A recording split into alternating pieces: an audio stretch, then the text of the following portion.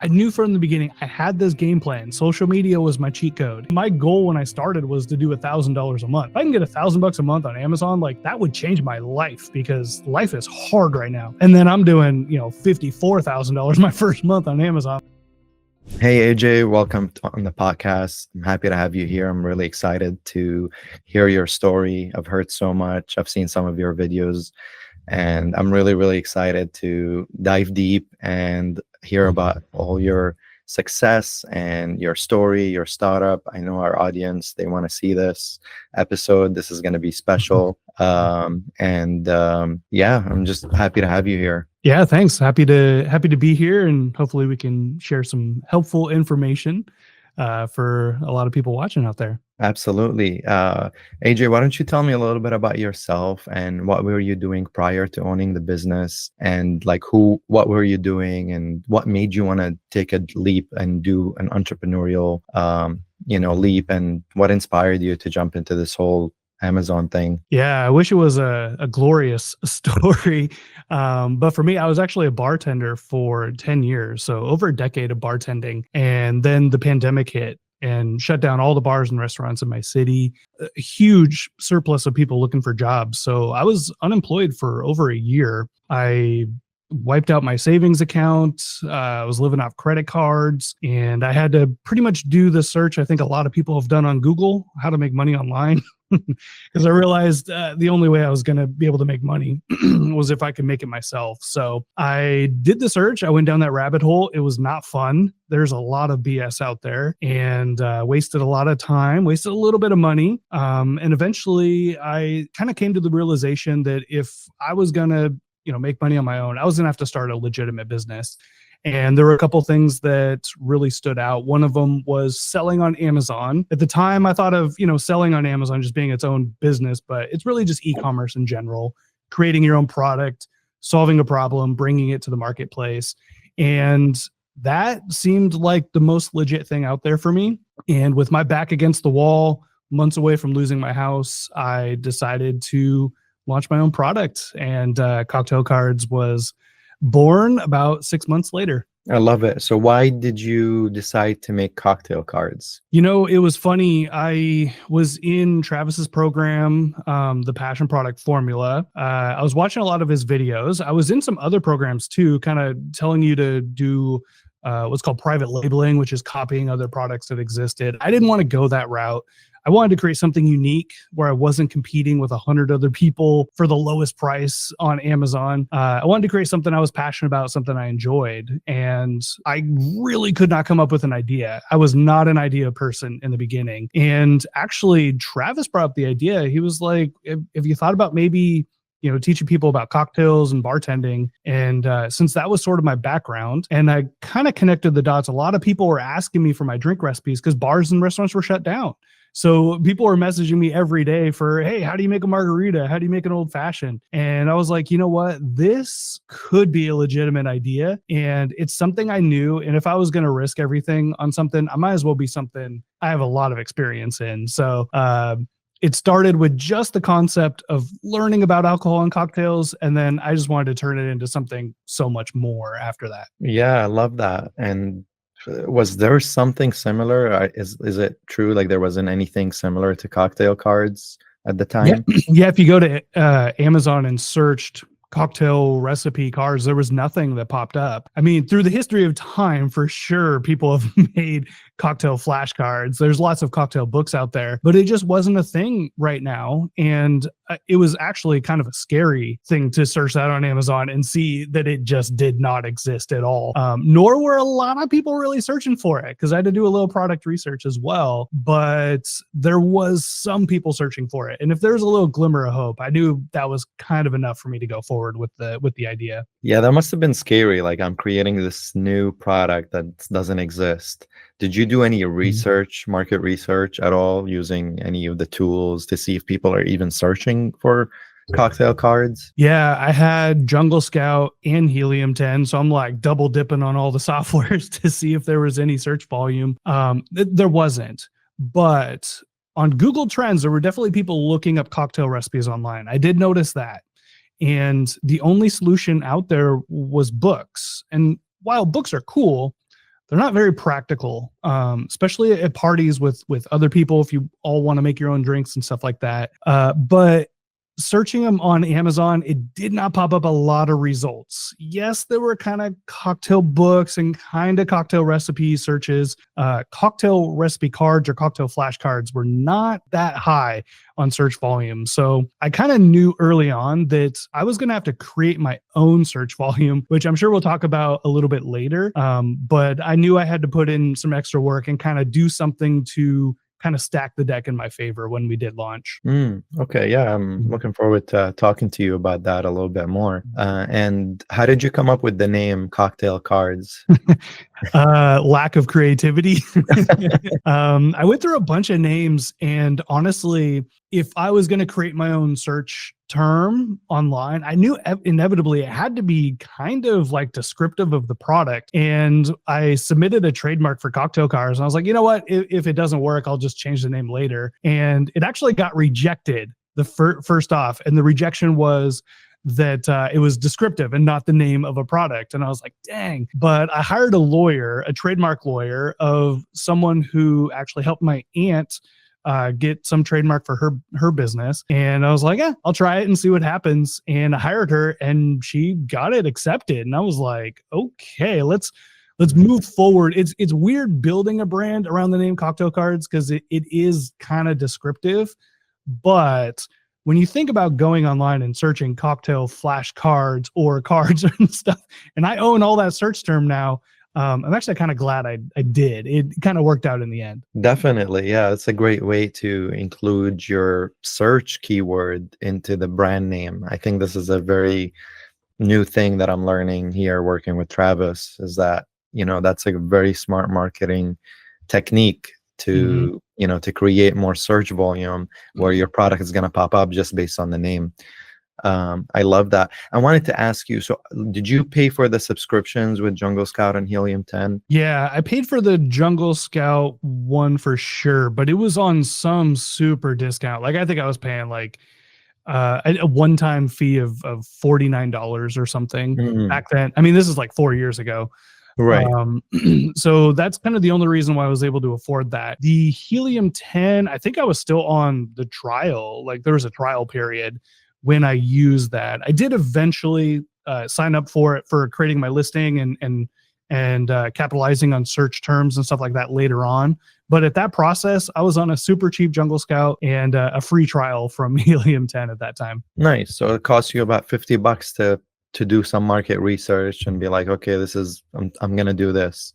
Absolutely. Yeah. And Google Trends is also a really good place to search for what people are searching for, what problems people have. And that's another free tool as well. Yeah, no, that's really good.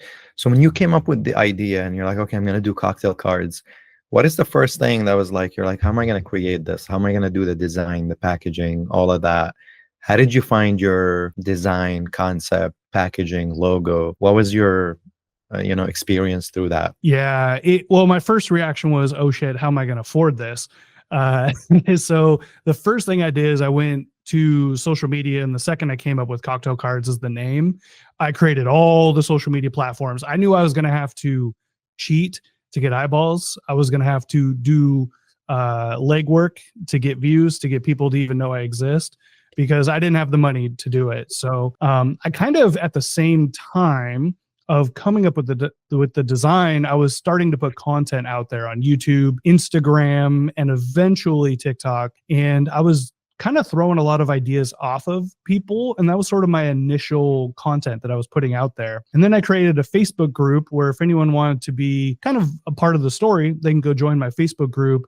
And that's where a lot of the collaboration kind of started. And what I did, I actually have a couple here. I got some blank flashcards, and I literally just started drawing on them with Sharpies and throwing these ideas to people. I was writing down all my recipes and doing that.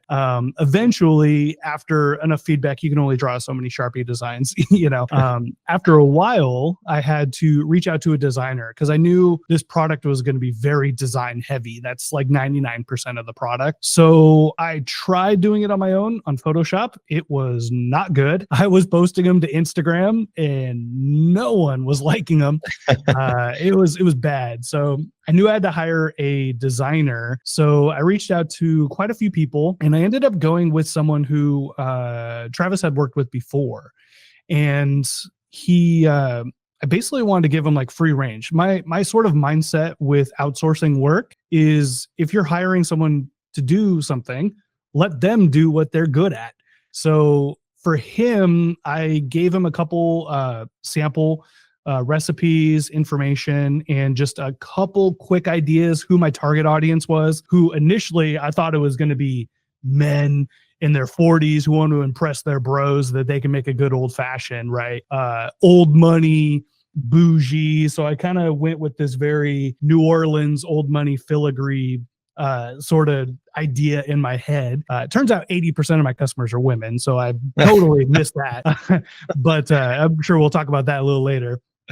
But I basically gave him who my target demographic was, the type of style I wanted to go with, and let him cook, as as you would say. Nice. And he came back with some really cool samples. I went to my Facebook group, got some feedback. We made some changes, and eventually I got just enough of a sample for me to be able to raise some money. Because if I was going to hire him full time, I was going to have to raise some money. So really the first step was getting some samples from him. Yeah. How much was it to get like some few samples from him back and forth? How many versions did you go through and how much did it cost you to do that? Yeah, I think I paid him just a couple $100 for some samples. And then when we were going to do the full design, it was going to be $3,800. And of course, those samples that worked into the cost. So he wouldn't charge me I didn't get charged the $200 right off the bat. It was just something that was going to be a fee regardless. And it was $3,800 to have him design all 100. And there's like, in total, there's like 103, 104 cards and the box and the logo. So it was a full package. And I had to actually raise that money. So what I did is I took the samples that he gave me.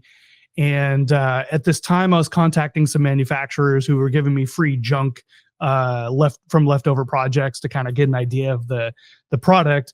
And I went down to the UPS store and I had them print out the design on sticker paper and literally cut it out with scissors and stuck it to some old sample box. And is this actually the original? This is the original prototype. Yeah.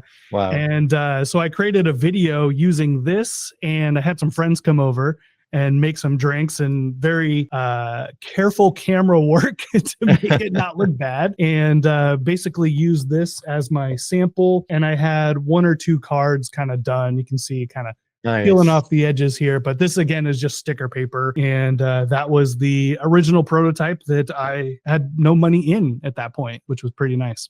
Wow. So you used that prototype and you ran a not a free campaign, but I mean, you didn't pay money. You invited your friends and you guys did a video for your Kickstarter campaign to raise money to launch this idea. Exactly. Yeah. Wow. So tell me a little bit about your Kickstarter campaign. And because a lot of people ask me, like, I don't have a lot of money. How much does it cost to launch a product? And how do I go about doing a successful Kickstarter campaign? Yeah. Again, Kickstarter is a marketplace after all. So just because you're doing a Kickstarter doesn't mean you're going to get sales. You have to still do the marketing and still find the people. So my social media was really, really big on that. And my initial Kickstarter, I had to raise $4,000 for a designer. And my social media wasn't very big. I didn't have a lot of people following me at that time. But since I was posting on Facebook and getting the word out there, my very first initial campaign was funded by mostly friends and family and a handful of people that just kind of saw me. Maybe I was struggling. Maybe they just saw it as me trying to, launch a business and do something special.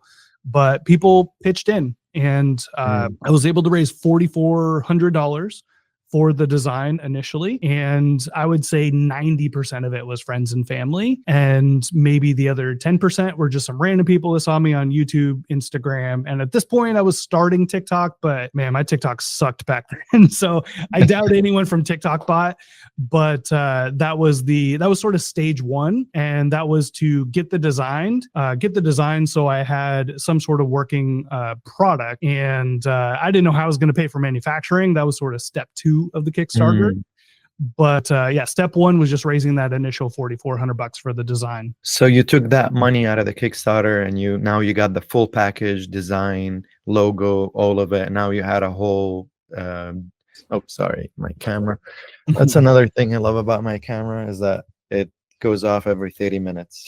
I have to like yeah. Oh yeah. Really, I need to transition to Sony. This is like not working for me. Camera.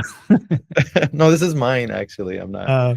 Yeah, Travis uses the Sony ones. They work really good. Yeah, that's what I use. Yeah. They're just like they're like $1,000 each. So I'm like, I don't know if I want to upgrade right now. Yeah. Not yet. When the business makes you $1,000, then that could be the upgrade. Exactly. Yeah. So going back, so the Kickstarter campaign made you $4,000, and you used that for your design and to get you that full digital blueprint for your product. So now you had to go and find the manufacturer, and you had to raise money for the manufacturer too, or did you pay exactly? Yes.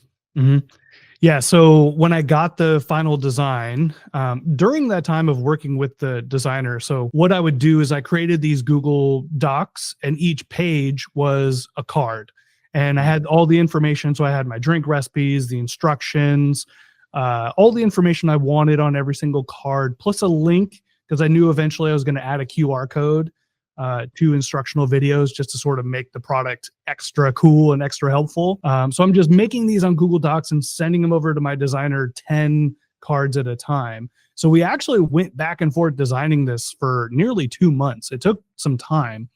During those 2 months, I was reaching out to manufacturers, and luckily I had sort of a base. I had Travis, his girlfriend at the time, launched a product called Vino cards, which were also flashcards. So I had an in with a manufacturer who made flashcards, and I reached out to a bunch of them. I ended up liking that one the best, so I went with them. And once I finally got that final blueprint done, it's a Adobe Illustrator file.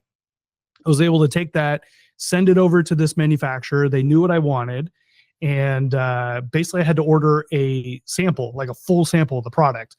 And samples are expensive because they got to set up all the equipment. They got to order materials. They got to do all that stuff just to make one thing.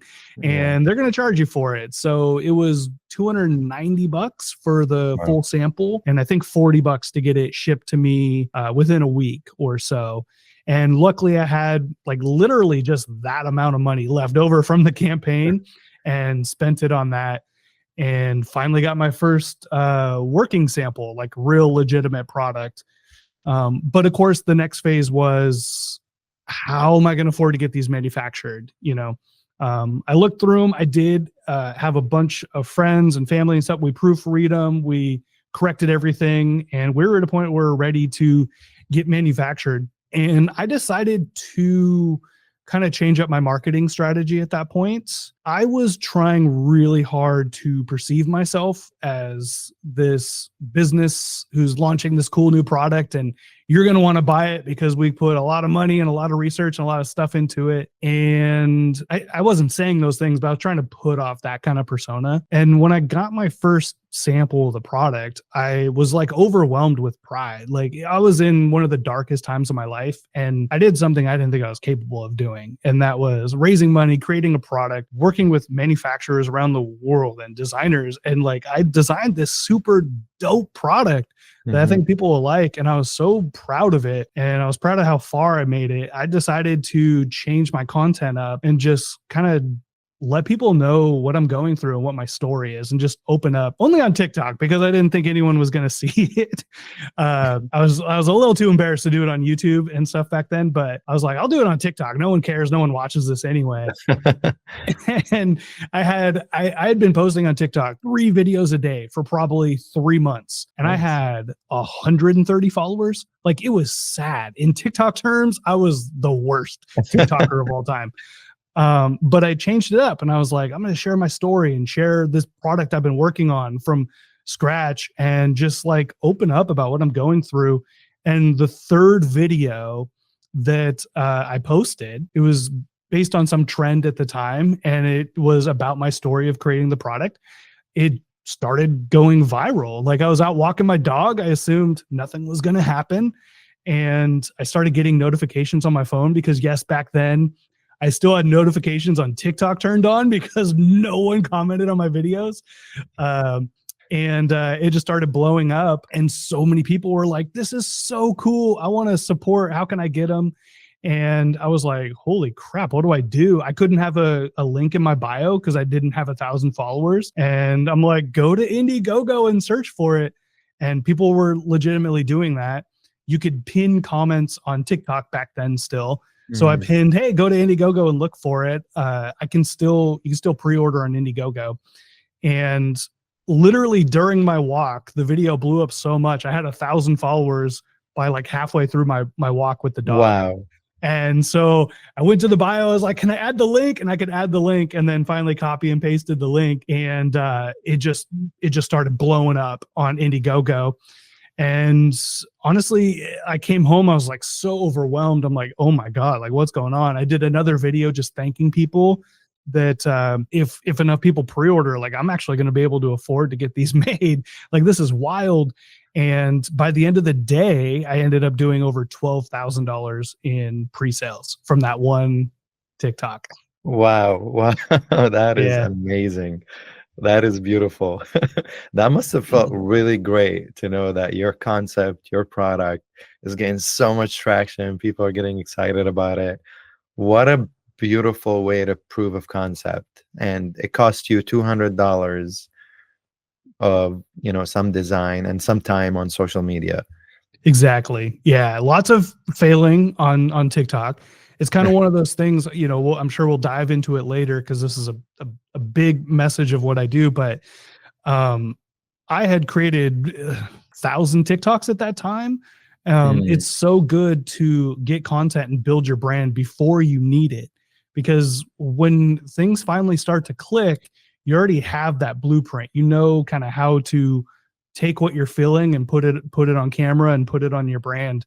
And to actually see it work I had 2 emotions, honestly. I had one, I was like, oh my God, this is like the greatest thing in my life. And my second emotion was, oh shit, like this is real now. Like, I have to legit do this. And that was terrifying at the same time. Wow. Wow. Yeah. I bet. And for those who don't know Indiegogo is like Kickstarter, but there's no timeline, right, for the campaign. You can just put your product there and people can go and support it until you can generate enough funds to actually kickstart your idea.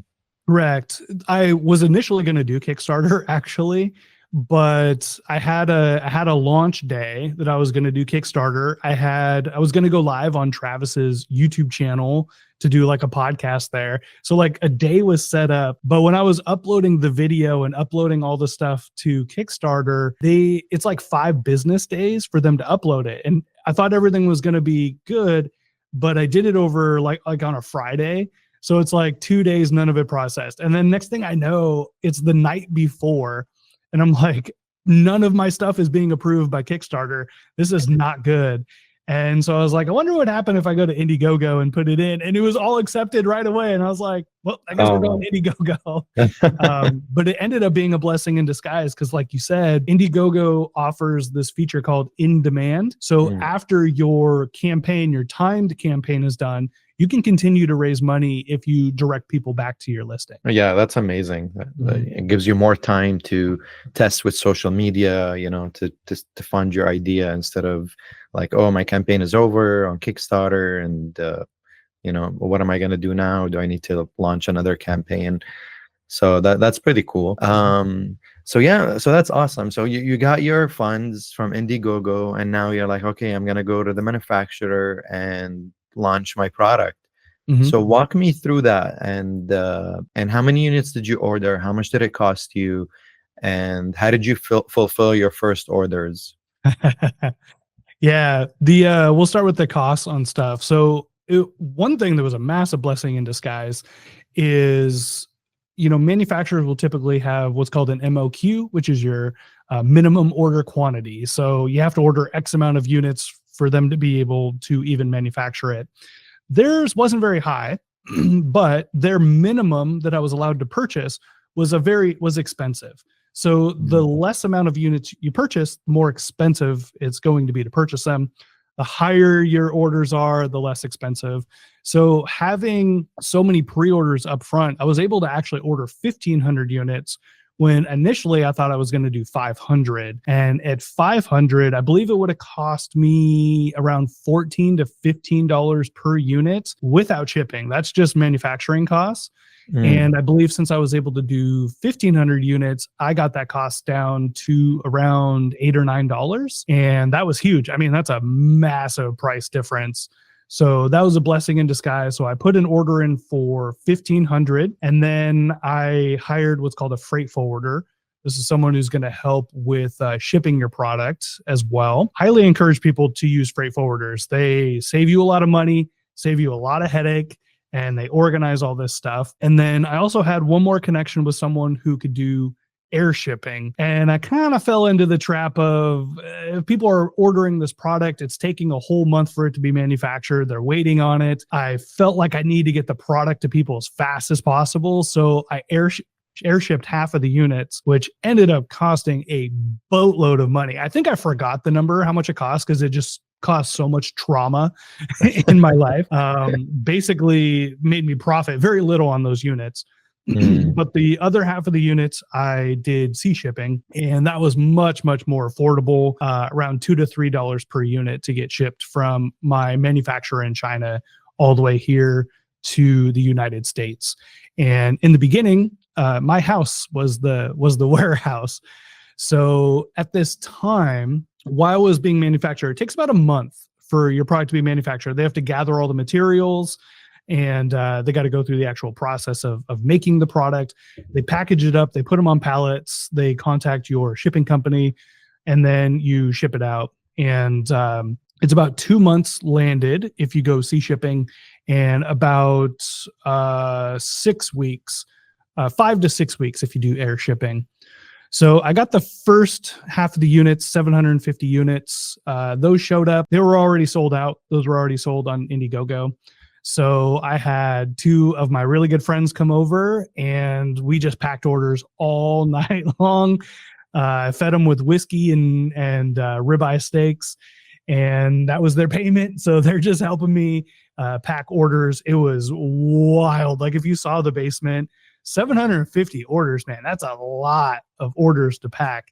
And so we shipped all those out. I went through a website called pirateship.com where you can order USPS labels at a discount. So what they do is they purchase square footage of shipping from USPS at a discount, and then they pass that along to you. So as long as your product's not too big, you can actually get good deals. So I was able to ship out all my units for around $10 a piece, all over the country. And they even help for international. I did do international sales as well. When TikTok started going viral, I opened it up to international. I just charged $20 extra for the shipping, and people paid for it. So I was able to do shipping through Pirate Ship for around $30 a unit as well. So around the same cost, which was nice. And so did you break even after fulfilling all the Indiegogo orders and ordering your first inventory production run? Did you break even at that point? Yes. Yeah. Broke even, even profited. Okay. So the units that were air shipped, small-ish profits. I mean, I'm making like a few bucks per unit, but still I'm making money. The second half of the shipment showed up, And I had, you know, the videos were still, they had momentum. I think at this point I'd sold $44,000 on Indiegogo. Mm, So of the 1,500 units I initially ordered, 1,300 of them were already sold. I see. Yeah. So the next order shows up. I'm packing them up. This time it's just me, my girlfriend's mom. She comes over as long as the wine's flowing. She's helping me pack orders all day, man. We're going for like weeks packing orders. And those were profitable. Those, I believe, I was like 28% profit on those. Nice. So that's pretty good. We're getting much, much closer to where we wanted to be. And then I had 200 units left over. And finally, like the goal of launching on Amazon, I'm like, these last 200, they're going into Amazon. So I shipped those in. Oh, nice. That's awesome. I want to talk about Amazon in just a second, but I wanted to go over a couple of things before we talk about launching and sales numbers. Yeah. Did you have any big issues with manufacturing at first? Did you run any issues of any kind? I did. I was getting a lot of damaged units, especially the air-shipped ones. I had quite a few units. I mean, I'm talking, dude, 20% of the units that showed up were dinged up and damaged, and something kind of like this. This box is like all kind of carved up. Not sure if that's focusing or not, but Yeah. they were damaged, dinged up. Like I can't ship these out to people that paid full price for them. Right. So I had a lot of units I had to set aside. So I did work with my manufacturer to add bubble wrap. They were very accommodating. My manufacturer has been super, super easy to work with. The cards were also thinner than I wanted. And the box design was not, they had like these kind of lines going through them. The print, I wasn't happy with the print on the very, very first run. So I did have to work with them. They gave me like a few hundred units for free as sort of like, hey, we're sorry, we'll fix it. Here's like, you know, a couple hundred units for free. And I'm like, cool. So if anyone complains, my negotiation with them was, hey, if people complain, I have to send replacement boxes. So can you give me some free ones? And they're like, yeah, we'll do 200 units. I'm like, all right, that'll work. So Great. Yeah, no one really complained because they still look cool. It's just me, who I've been like designing and nitpicking over these things for months and months and months now. I'm going to notice every little detail.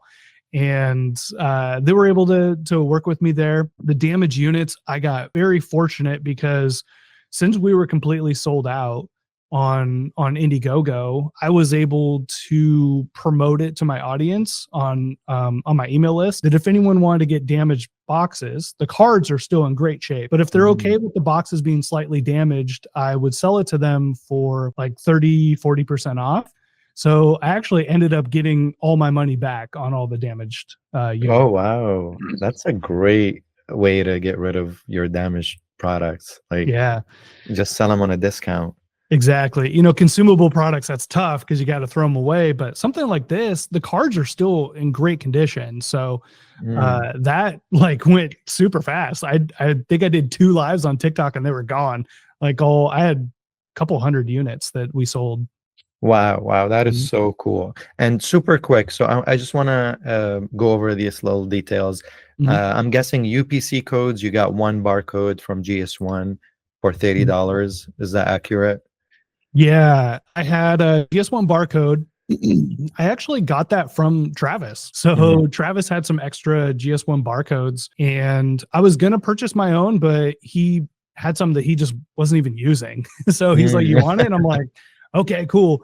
It was from GS1. So I would highly recommend people going through GS1. That's just not, I actually wish I could change the barcode because now that I'm doing like more versions of it, I kind of wish I had everything all together, but changing it at this point, it's a headache. So if you think you're going to save some money and get barcodes on some discount place, it's not really worth it. I would definitely go GS1 because changing it later on is a ginormous headache. No, yeah, that's definitely a good tip. And I hear some people buy them from Google or from eBay or something, and I'm like, that's not a good idea because they might get caught up and you have to change them at some point. And like you said, it's going to be a headache to change it.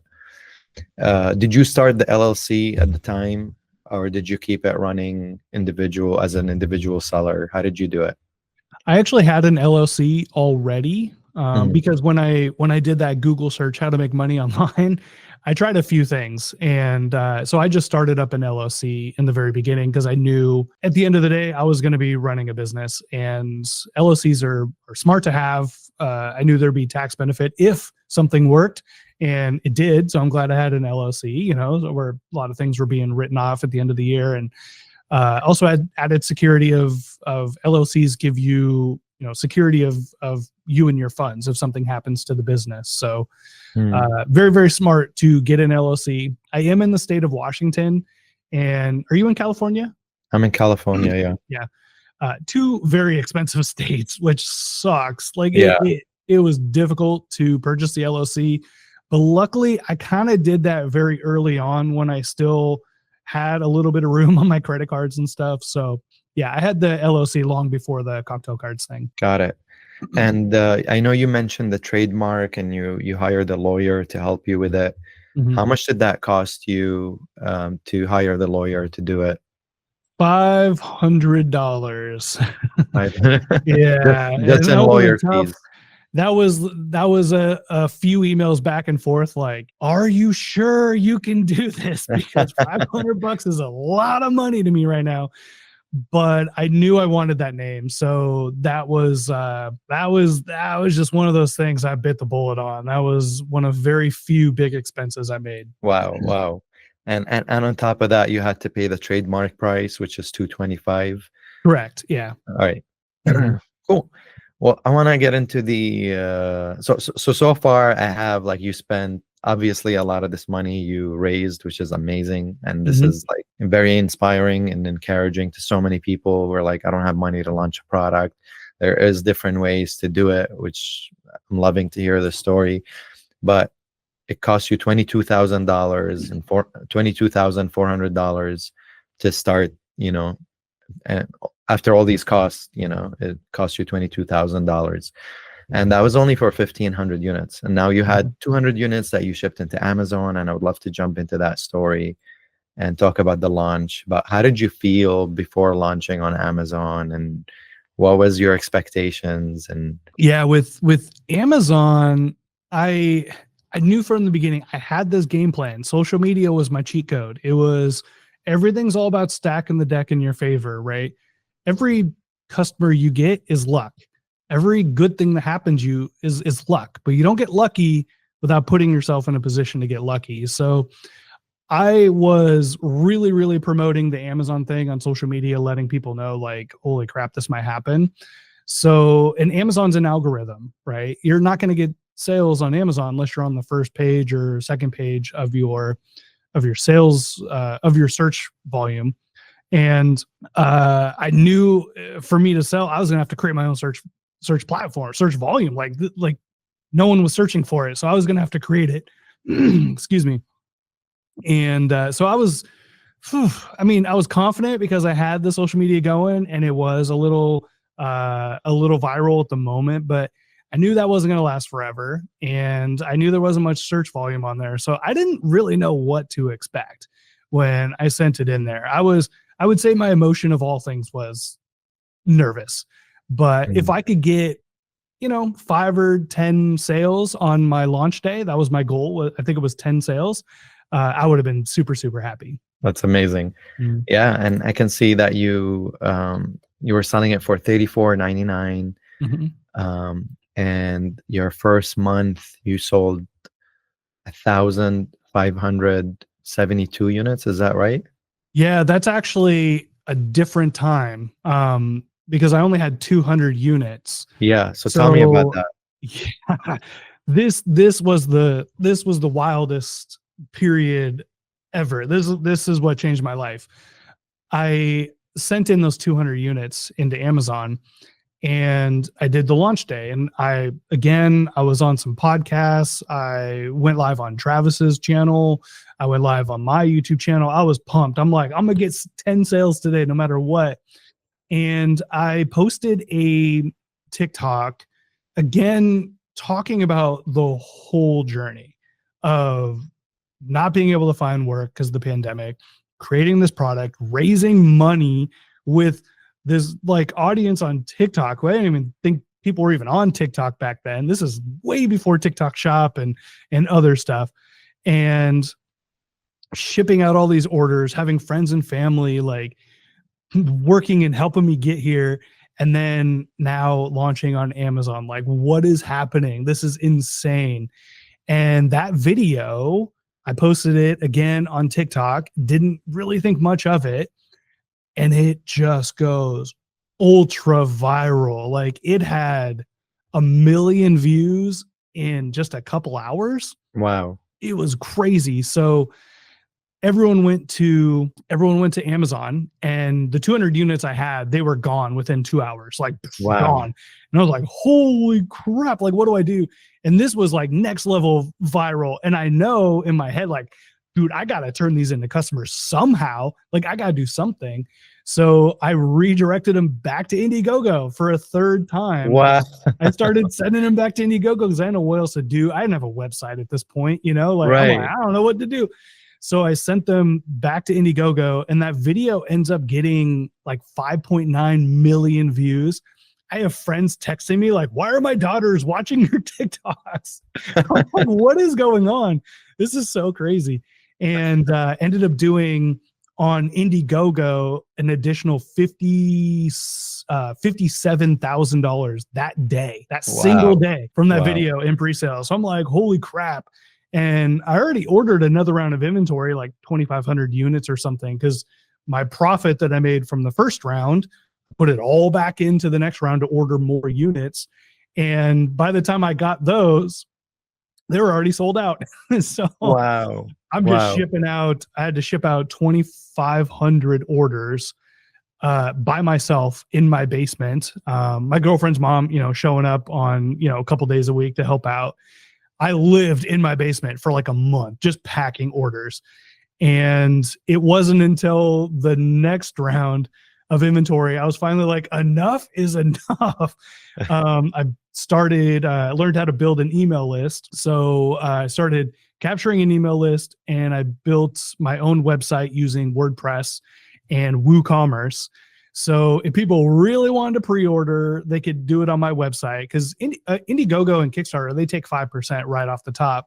So I'm like, I kind of want that 5% back. And I kind of want it all controlled in-house. I have people like checking out my stuff. So if I was going to have a website, I needed to rank SEO. So I have all this volume. I might as well send them to my website to sign up for an email list or to pre-order. So that was my goal at that moment. And I built an email list of 8,000 people while waiting for the next round. I believe the next round had, I want to say 5,000 units on it. So I just kept reinvesting into the inventory. And the third time I finally got inventory, I sent it into Amazon. And that's when I did my official Amazon launch. And that first month I did $54,000 in sales. And I'd say like over half of it was just in the first couple days. Oh my God, that is amazing. That is wild. What a story. And when you were selling or pre-selling or pre-launching on your website, were you fulfilling the orders yourself, or were you fulfilling them through Amazon? I was fulfilling them myself, and that was just so tedious. But once I did have a lot of inventory in on Amazon, I did check out their MCF, multi-channel fulfillment options, that Amazon has. So if you have inventory at Amazon, you can leverage their logistics and the inventory you have there to send out orders. They do charge more for MCF orders than, say, them fulfilling it themselves, but it was still roughly around the same exact price I was already paying to ship it out myself. But it was like very tedious taking names and addresses and putting them into MCF orders and constantly doing that. So I tried it for maybe like 500 orders, and then the other ones I was still fulfilling them myself. It just, honestly, it was easier to mass print out a bunch of labels. MCF just didn't really play nice with me. I couldn't upload like all my stuff. A lot of it would get rejected. They didn't like the addresses. So in the end, when you're that backed up on orders, it like every second counts. So for me, I went back to packing them all myself. It was just much faster. Oh, wow. Interesting. That's good to know. Yeah. And which month did you launch? Ooh, good question. I want to say it was March. Yeah, I think it was March because I remember being so frustrated that I couldn't get the inventory in for holidays. Mm, So I was a couple months late on getting the inventory. Oh, there you're back. All right. I yeah. was a couple months late on getting the inventory in. So I believe I launched in March of Mm, 21. March of 2021. Yeah. Wow, congratulations, man. What a story. That is amazing. That's like a testimony of like doing all the right steps ahead of time and, getting people behind your idea and just like congratulations on all the success. That is amazing. That is truly wonderful. Thanks. Well deserved. And thank you for coming on and sharing this journey because a lot of us can learn from the steps that you took initially. I talk to a lot of sellers and they're afraid of, investing their own money or doing product research. But I mean, you did it the perfect way. You did Kickstarter, you did TikTok, and which I want to get into later because you started selling on TikTok Shop, and I want to talk Mhm. about that a little bit. But yeah, you took, all the steps where you basically the people funded this business through you. So it's amazing. That's amazing. It's really inspiring to see that. Yeah, I would uh, say the hardest part of any business, it's not the finding the product or launching the product or doing any of that stuff. It's finding the customer. That's the hardest part. And I knew that from the beginning. And I knew I didn't have any special skills. I've never ran a business. I'm a bartender. I'm an unemployed bartender at that. Like, so I knew it was going to have to be something special. And, social media, it's a unique, special time to launch a business right now where you can reach, if you're lucky, you can reach 100,000, a million people and let them know your product exists. And that was something that was really only you could do that through TV ads, right? But now mhm. we can do it through social media. It's actually just a special time right now. Did you feel about this, like how did you feel about like the performance, the revenue, the profits that were coming in the first year? How did that make you feel? And what did you learn like in your first year that you can share with us? Yeah, it was, again, I don't think of myself as really being anything special. I don't even think of myself as a good content creator still. I'm a below average content creator with now an above average story. Like that's my superpower. And I did not expect this to last forever. I was like, hey, I got a couple viral videos. I'm gonna write it. I'm gonna take full advantage because it may never happen again. So I had a little bit of a lack of faith in myself and in my ability to continue to find customers. So I constantly under ordered inventory throughout the first year. Mm, And I believe in the first year, I was sold out for 6 months of the year. wow. And that's because I would order a small amount, I'd sell them out, and then I got to wait another, month or two for another round to come in. And this was something I constantly battled back and forth with myself because what if I do that one big order and it all goes away, right? Right. So there was that fear, that lack of confidence. So there was this real battle with myself going back and forth. Now, how did I feel about the revenue? I mean, I felt psyched about it. Like there's more money. My goal when I started was to do $1,000 a month. That was my goal. I'm like, if I can get $1,000 a month on Amazon, like that would change my life because life is hard right now. And then I'm doing, $54,000 my first month on Amazon. Like, okay, I'm pumped about that, but I definitely held myself back. I just did not have confidence in myself with the inventory. And I definitely, there were a couple times where I had a couple more videos go viral. And just because, people had to pre-order versus buying inventory that was already there on Prime on Amazon, I probably cost myself a couple $100,000 in revenue the first year just by not having inventory. Wow. Wow. Did that affect your sales ranking at all on Amazon? No. So here's the thing with Amazon is anytime I was out of inventory, I just leveraged my email list and I kept Mm. marketing and promoting. And if when you send in inventory to Amazon, it takes a couple weeks for them to check it in. I would spend that whole couple weeks just pumping out content, letting people know we're going to launch on Amazon. Mm. And while, these videos aren't going viral, but if I can get a couple hundred people like, dude, I'm ready, I want to buy. And then you can get them all to go buy in the first couple days your listing going live. Boom, all of a sudden I rank up at the top again. Amazon, Right. What makes you rank on Amazon is getting sales. And if you can drive sales yourself, that even boosts you up even higher. So not Yeah. only all of these orders was I getting sales on Amazon, but I was also getting affiliate sales because I was directing them off of Amazon. Mm. And there were a couple. One, I have just the basic affiliate, which was like 4%. And they also have their ambassador program where if you bring people off platform onto your store and they purchase, they pay you 10%. So there was a couple balance. I ended up just staying with the affiliate thing. That's probably a whole nother conversation for another day, but I was earning affiliate money on top of my sales.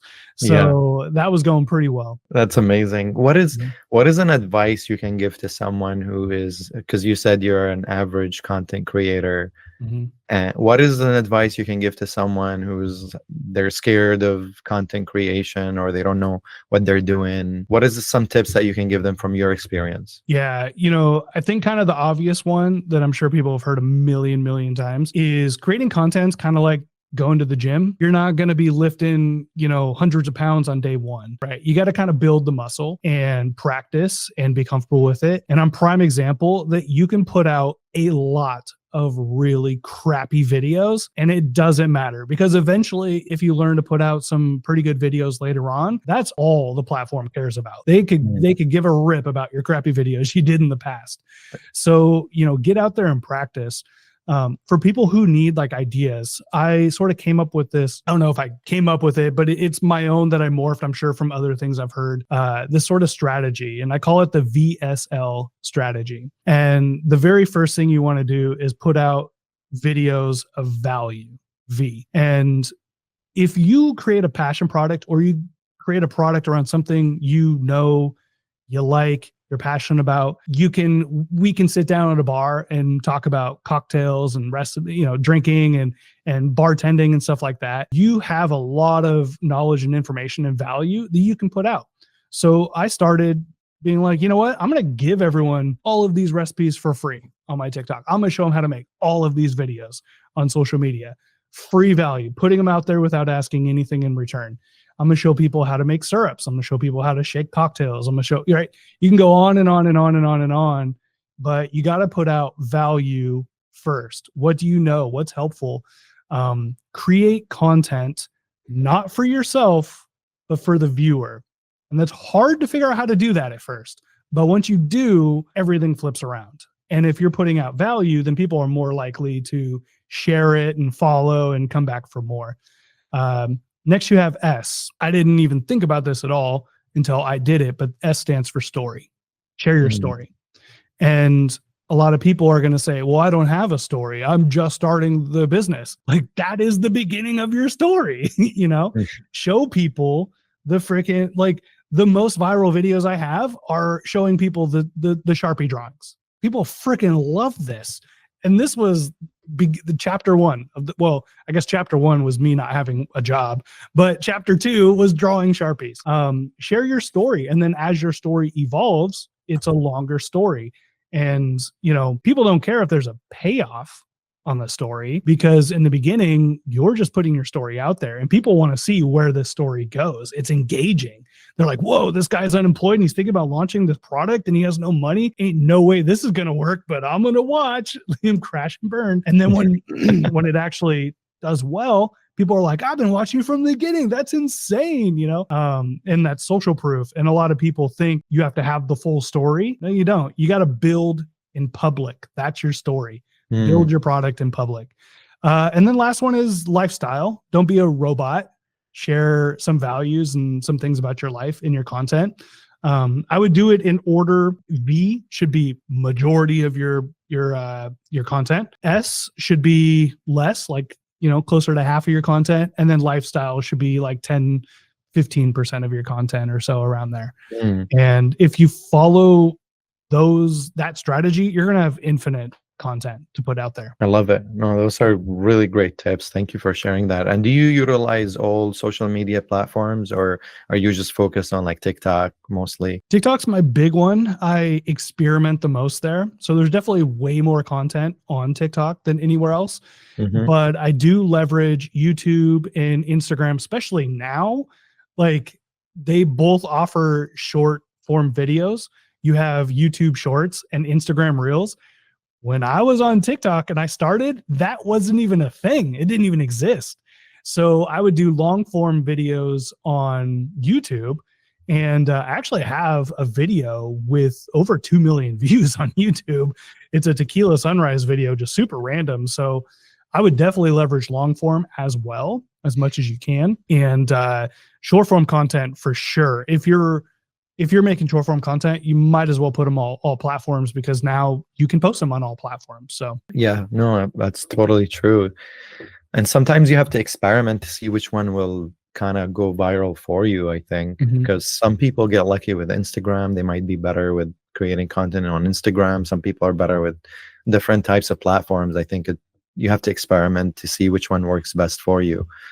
Mhm. Um, I've so literally had a video do 1 million views on TikTok. I post the same video on Instagram Reels and it got less than 200 views. I'm like, what? And I posted them around the same time. I'm like, well, there you go. I even reposted it on Instagram, like 300 views. I'm like, oh, what?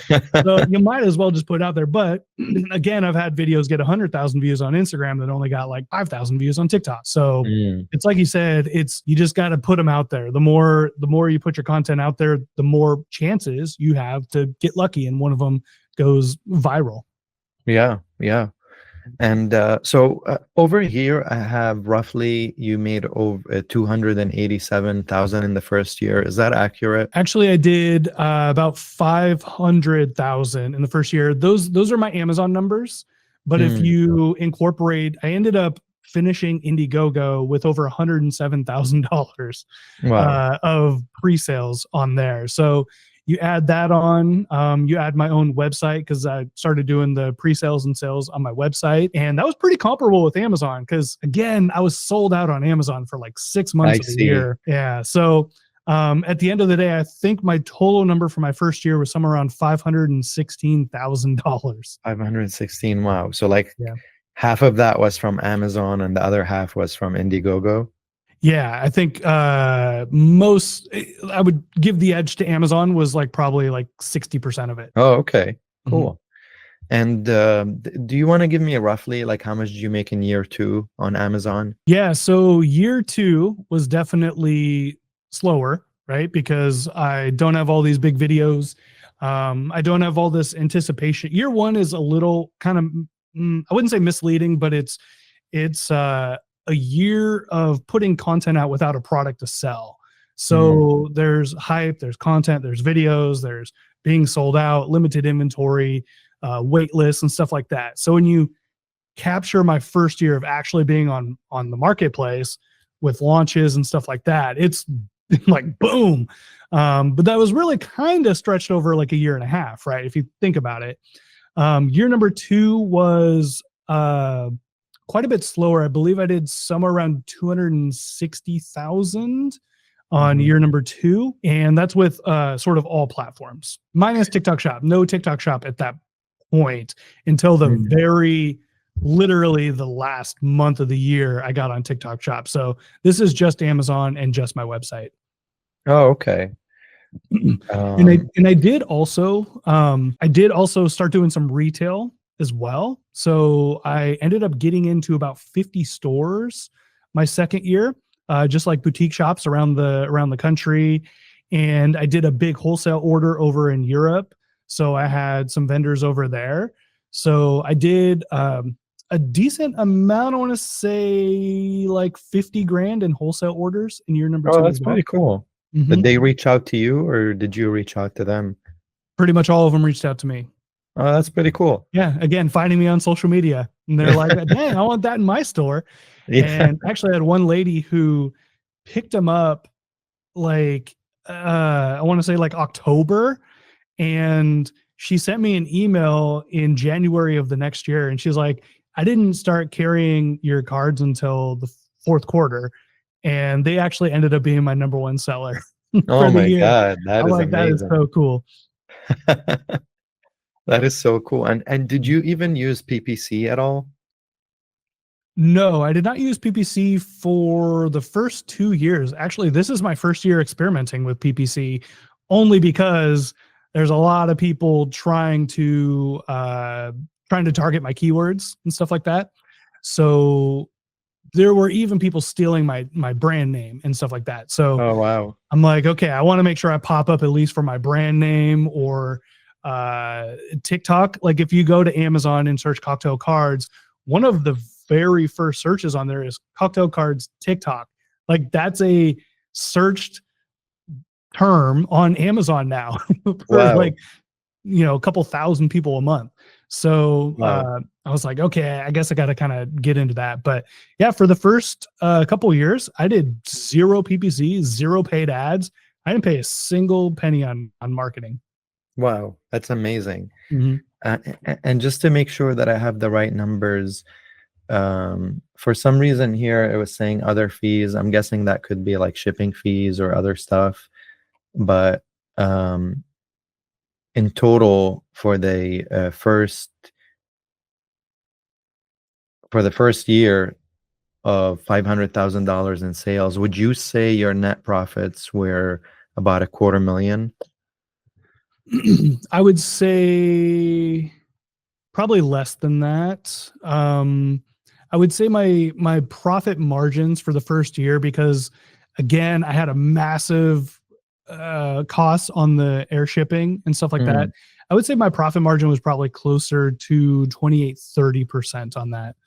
20. So at 516, I would say it was probably be a little bit closer to about 160,000. Okay, yeah, that actually makes sense. I didn't have the product cost incorporated into that. I added that in there, and it's showing now. It's about net profit goes down to $189,000 approximately. Does that Yeah, sound more accurate? that would definitely be a lot more accurate. Okay, cool, Mhm. cool.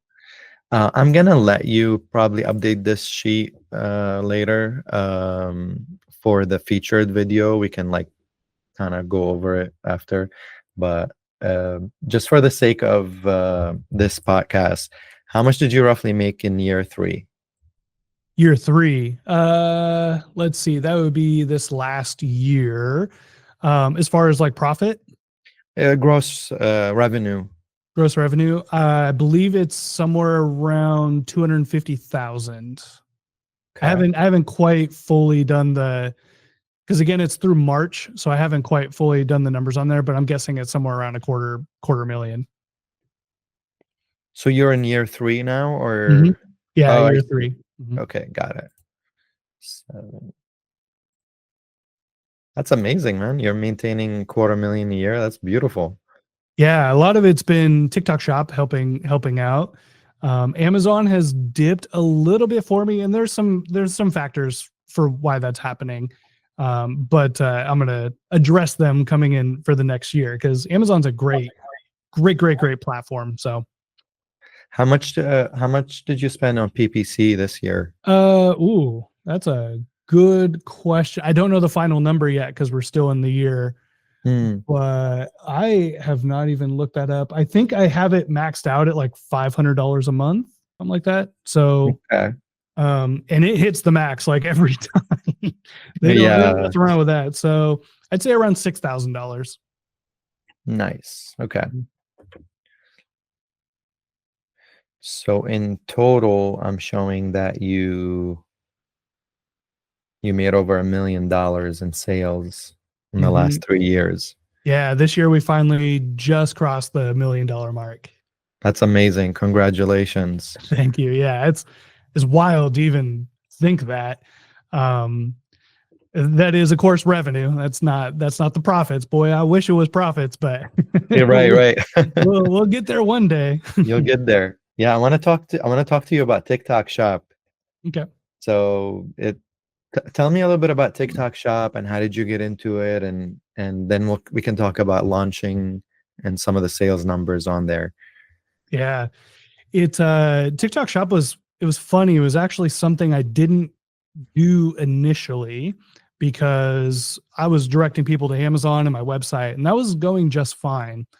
But TikTok really did something unique. They, first of all, they changed the whole marketplace with creating short form content and making that popular and having millions and millions and millions of people watching these videos. And so much to where other social media platforms copied it, right? And then they did another major thing, which was allow you to purchase products in those videos without ever leaving the video, which is Mm, crazy. And that's what TikTok Shop is. And I had really big issues with it at first, mostly because year number 3, I had, well, actually, I was, when I finally jumped on it, it was at the end of year number 2, last year, last holidays. And they are really, really pushing out content. They really want it to be a marketplace that people go to. They want to compete with Amazon. And I think the reason why it's so effective is because when you purchase things online, there's so much like you just don't know what you're getting in a product. Photos can only show you so much. And with TikTok, you can show off the product, show how sturdy, show how to use it, how what it looks like in person. And it makes people a lot more confident to purchase a product online. And so they have that really unfair advantage. And TikTok is spending boatloads of money to help you get sales. And in the very beginning, man, I felt like no one wanted to buy on TikTok Shop. They're like, I'm not giving this Chinese company my credit card number. Like, there's no way. And so I avoided it for a long time. But TikTok was my number one marketing platform. So eventually I was like, I'll give it a try. So I signed up for it, and getting approved for it was a nightmare because no matter what I tried, they thought I was selling actual liquor to people. And after like months and months of going back and forth, they basically said, you can't have the name Cocktail Cards on the product listing because we just think it's cocktails. And it's like, that's dumb, fix it. And they're like, we can't. I'm like, okay. So we set them wow. up as drink recipe cards. And finally I go live and I'm like, cool, I'm going to post about it. And dude, for like 2 weeks, they were the slowest videos I've ever posted. They were getting like 200 views. And I'm like, this is so dumb. I ruined a good thing. What did I do? Like, this is terrible. And then all of a sudden around Thanksgiving, I woke up to just a video of me, a 2-week-old video of me replying to a comment of someone who said they bought a bunch of cards for the holidays last year and they just wanted to thank me because everyone loved them. And I was like, thank you so much. Like, these comments are super awesome. They mean the world. And yeah, if anyone wants to pick them up for the holidays, we got them available. And we've even trying this TikTok Shop thing. So check them out down below or check out our website. Either way. And like 2 weeks later, this video's got like 200 views. And then one day I wake up and it's got 1.1 million views. Wow. And I have $6,000 in sales on the TikTok Shop. And I'm Wow. like, what the hell just happened? And again, this is before I woke up, and I was like, dang. So I check it and none of my videos are getting views anymore. There's no more sales coming in. I go to Amazon and there's like $10,000 in sales on Amazon. I'm like, whoa, what the heck? And I realized like they just pushed it out to 1 million people at like 4 a.m. and got Wow. all these sales. And I go on I go onto my platform and they're like, you're a new seller, so you can only sell X amount of them per day, which came Oh, out to around 6 grand. And I'm like, dang. So then I wake up the next morning, $6,000 in sales. I'm like, damn, like before I woke up. wow. And it happened for like the next week until I sold out. And I had just hired a 3PL company because I was tired of packing orders all holidays and not spending time with my family. And the 3PL company like called me up and they're like, dude, do we need to hire more people? Like, what is going on here? You have so many orders coming through. I'm like, it won't last forever, trust me. So yeah, that was kind of the beginning of TikTok Shop. And I ended up selling out by halfway through November. Like, all my holiday inventory was gone. Wow. So took the rest of the holidays off. It was nice just waiting for inventory to come in. But How much what inventory did you have? I think I had 10,000 units. And this was just for testing TikTok Shop. You set it aside for your own No, inventory this outside was of just Amazon. in my warehouse. So I Okay. was able to find a software. It's called OwnBase, and I linked the software to my TikTok shop. So it would transfer all my orders into my Shopify. At this point, I transferred to Shopify because I've been moving to a 3PL, and this is a whole next step for a lot of people. We don't have to go into super detail, but if you do want to have a 3PL company, websites like Shopify that are very simplified and automated makes it easier. And I was able to automate my TikTok shop with my Shopify. I don't know if they fixed that now, a year later. I imagine TikTok's probably has better integration, but I don't want to mess with it because it gets sales there. I don't want to go in there and tweak things when I have inventory in stock. But they really, really, really, really want TikTok Shop to be a thing where they're just giving me views. And Mm. I saw people purchasing cocktail cards for like $10. I'm like, what's going on? And I go on the backside of all my numbers and I look at my payouts. And TikTok charged the customer $10, but they're still paying me 35. So Oh, they're supplementing a lot of discounts and stuff as well. wow. And it just like last year was the very first rush of the TikTok gold rush, man. It's wild. They were just giving money away, and they're still pushing a lot of TikTok shop stuff. They want to be relevant. They want to take over Amazon's marketplace, kind of. That is amazing. Mhm. What kind of fees do you have to pay with TikTok Shop when you sell Yeah. something?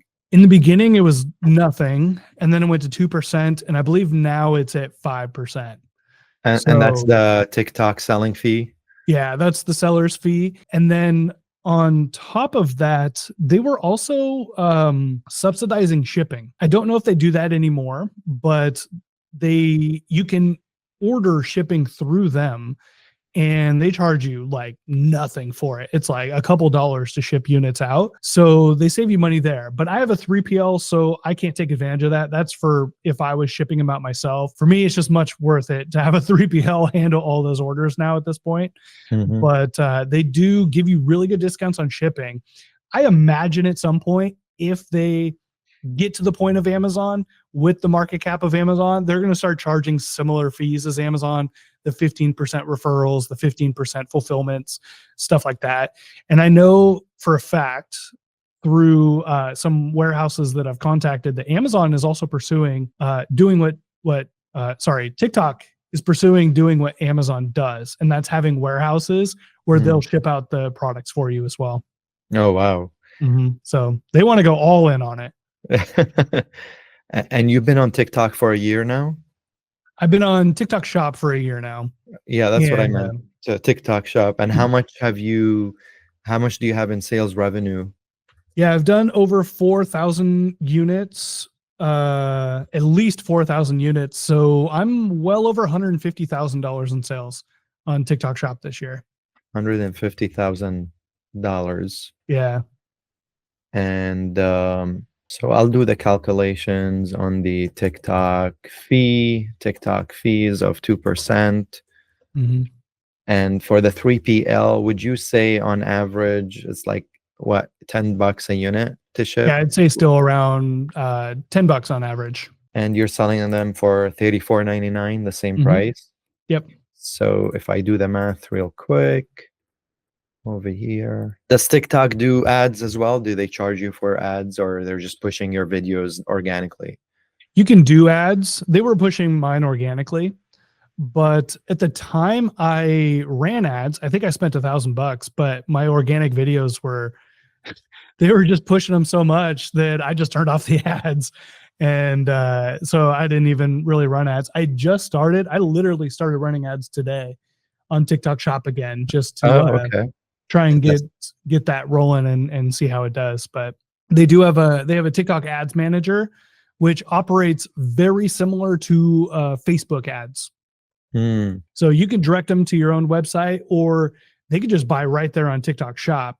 and your video will pop up just like a normal video, and then you can order on TikTok Shop, or it can direct you to your website. It's up to you. But that's pretty cool. So like in total, after product costs, TikTok fees, and the 3PL, you've net about $52,000, which is still pretty amazing. That Yeah. is so cool. Yeah, it's been wild, and not to mention when those videos are getting views, not everyone wants to buy something on TikTok Shop. So a lot of people funnel out to my website and to Amazon. So it's still a great marketing strategy for those platforms. And I'm actually currently sold out on Amazon right now because the TikTok Shop stuff was kind of moving for the holidays, and it just sold out of all my Amazon inventory as well at the same time. Wow.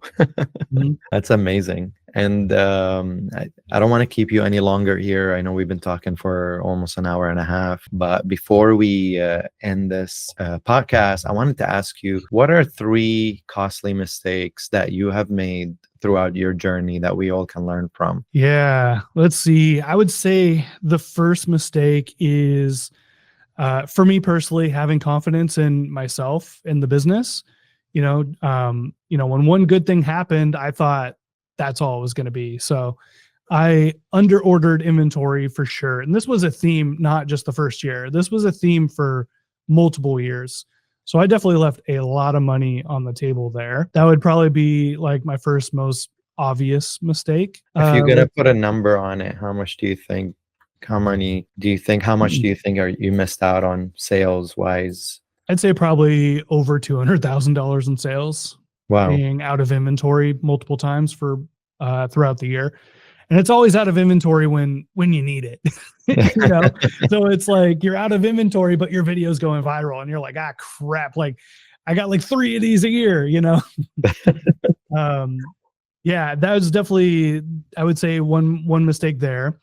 Number 2, I would say probably outsourcing work a little bit sooner. So hiring a 3PL has been absolutely game changing for me. It just frees up my time. And there are companies out there, 3PLs, that will work with you. You don't have to go with one of those big brand name 3PLs. I found mine through Reddit or some sort of place where I just put it out there like, hey, does anyone know a good 3PL? I'm looking. And when I brought mine on, this is the beginning of TikTok Shop. Like, they were not set up for that type of thing, but I needed them to implement sending inventory into Amazon, shipping out TikTok Shop orders. I also sell on Etsy, so they had to implement with Etsy, and they had to implement with, obviously, my website, and they also had to implement with all of my wholesale orders that I do. That's asking a lot from like a big 3PL company. They'd be like, no, we'll handle your website sales only. And by the way, you need to do like 10,000 sales a month or some crap. So I held off on it. I was too scared to pursue it. And me, I'm penny pinching because, again, I was reinvesting so much money in this business and I had no money in the bank to start with. So I thought it would save me money doing everything myself, when it probably cost me a lot of money in the end. When I'm living in my garage packing orders, that's time not putting content out into the world, which got me the sales in the first place. So outsourcing things was definitely my second biggest mistake, not only for probably lack of sales, but also for mental health and being with my family and getting burnt out, which I definitely got pretty heavily burnt out at the end of last year and a lot of this year, which is probably led to me having my slowest year this year. Oh, wow. And what would be a third mistake that you can share with us? Let's see. I think my third mistake would be probably setting up good habits.